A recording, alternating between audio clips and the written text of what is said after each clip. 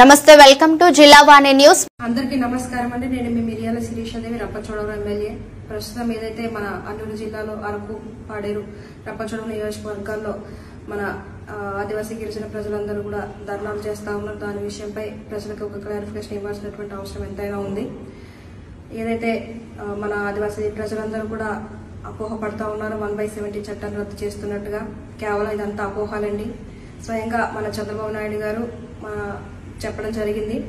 ఏదైతే గిరిజన చట్టాలు ఉన్నాయో, గిరిజన చట్టాలు గాని గిరిజన హక్కులు గాని ఏవి రద్దు చేయబడవు, యథావిధిగా అవన్నీ కూడా అమలు చేయబడతాయని, అదేవిధంగా గిరిజన ప్రాంత అభివృద్ధి సంక్షేమం లక్ష్యంగా మన ఉమ్మడి కుటుంబ ప్రభుత్వంగా మేము దాన్ని పనిచేస్తా ఉన్నామని స్వయంగా చంద్రబాబు నాయుడు గారు చెప్పడం జరిగింది. 1986లో మన ఎన్టీ రామారావు గారి ప్రభుత్వంలో జీవో నంబర్ షెడ్యూల్ ప్రాంతంలో ఉన్నటువంటి ఆదివాసీ యువతకి అక్కడ ఉన్నటువంటి స్థానికంగా ఉన్న వారికే 100% ఉద్యోగాలు రావాలనే ఉద్దేశంతో ఒక చట్టాన్ని తీసుకొస్తే చంద్రబాబు నాయుడు గారు 2000 సంవత్సరంలో తిరిగి దాన్ని జీవో నెంబర్ 3గా అమలు చేయడం జరిగింది.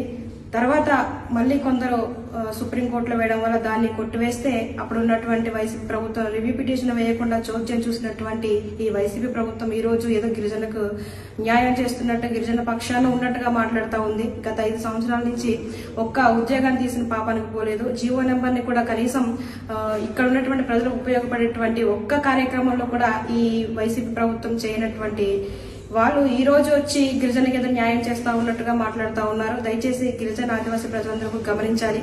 అయితే ఈ జీవో నెంబర్ 3 కోసం ఆల్రెడీ అరకు మీటింగ్ లో మన చంద్రబాబు నాయుడు గారు ఆల్రెడీ చెప్పడం జరిగింది.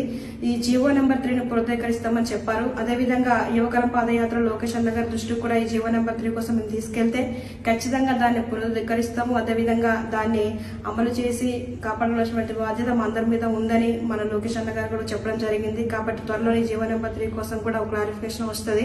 ఒక గిరిజన ఎమ్మెల్యేగా నాకు కూడా మన చట్టాలను, మన హక్కులను కాపాడుకోవాల్సిన బాధ్యత నా మీద కూడా ఎంతగానో ఉంది కనుక ప్రజలకు ఒకటే తెలియజేస్తా ఉన్నాను. మన ఉమ్మడి కుటుంబ ప్రభుత్వం గాని, మన చంద్రబాబు నాయుడు గారు గాని కేవలం ఆదివాసీ గిరిజన ప్రాంత ప్రజల అభివృద్ధి, అదేవిధంగా మెరుగైన సంక్షేమం అందించాలని, అదేవిధంగా మన యొక్క జీవన ప్రమాణాలకు మెరుగ్గా ఇంకా ముందుకు తీసుకెళ్లాలనే లక్ష్యంతోనే మన ఉమ్మడి కుటుంబ ప్రభుత్వం, మన రాష్ట్ర ప్రభుత్వాలు పనిచేస్తా ఉన్నాయి. కాబట్టి దయచేసి అందరూ గమనించాలని, ఆదివాసీ గిరిజన ప్రజలకి దయచేసి ఒకటే విన్నవించుకుంటా ఉన్నాను, సమన్వయం పాటించాలండి.